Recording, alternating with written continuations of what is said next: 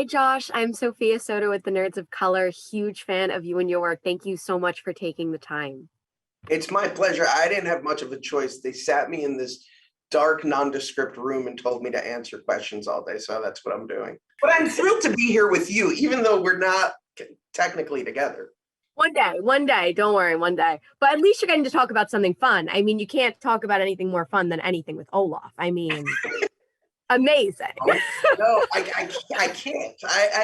Olaf is the reason I keep coming back to this little guy is he it's hard to tell people that he brings me as much joy as he brings others.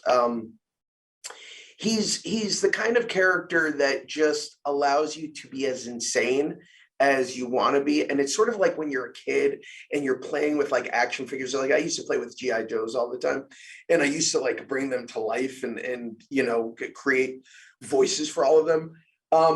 It's the same kind of thing. It's a giant sandbox, and I get to constantly have the greatest time as if I'm a child, revisiting this character in insane new ways, like Olaf Presents. And you led us into our first question because, the fan response to Olaf has been absolutely insane. What does that mean to you to see how much fans everywhere love this character and love the fact that you voiced him and just love what you've brought to life? It's one of those things that is just, I've been blessed enough to do a lot of things I never would have dreamed of doing as a kid. But the difference with Olaf is that these movies, these animated classics, of which there are a few seminal ones that seem to stand the test of time, afford me the opportunity to know that long after I'm gone, hopefully not anytime soon, people will revisit it and get the same joy that I had back in 2013, the first time I ever lent my voice to this little snowman. And it's something that always blows my mind that my grandparents were young when they saw Snow White, and my mom was a kid when she saw Snow White, and my brothers and I then were kids when we saw Snow White, this movie from the 1930s that continues to be a seminal movie for every generation, including my own daughters now. And Frozen becomes a part of that tradition, and I love that.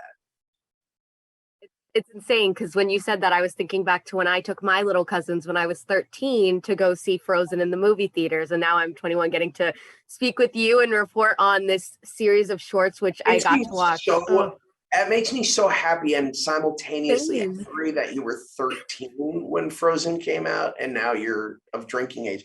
That's really like, it feels like it was yesterday though. My entire life just flashed before my eyes, and that's really, really upset. Wow. Okay. All right. But I've seen you in all your other work, so that was not my worst time seeing your work. And this this series of shorts is just such a cute concept. I fell in love with it when I saw the little trailer, and I loved seeing the little episodes. What was your personal favorite aspect of it?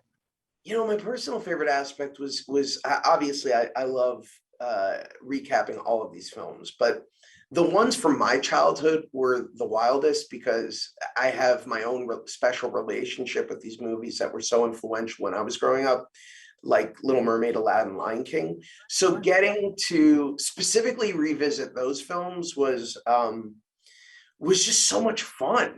And there are little things, having seen those movies hundreds of times now through the eyes of my own kids, that allowed me to just sort of go crazy and wild, and what the animation team and Hiram, the director, allowed me to get away with is pretty insane. So I'm just thrilled to be a part of it and to interpret these iconic stories through the eyes of Olaf, the very unique eyes. And I have to say, it's funny because even though Olaf is, he's doing almost, and you're obviously the one doing that, but he's doing these impressions of these characters and singing all the songs, and it just made me so happy. But it got me thinking of a creative question for you that I had to ask. Which Disney song would be your, Josh Gad's, personal theme song? Any Disney song? Oh, man.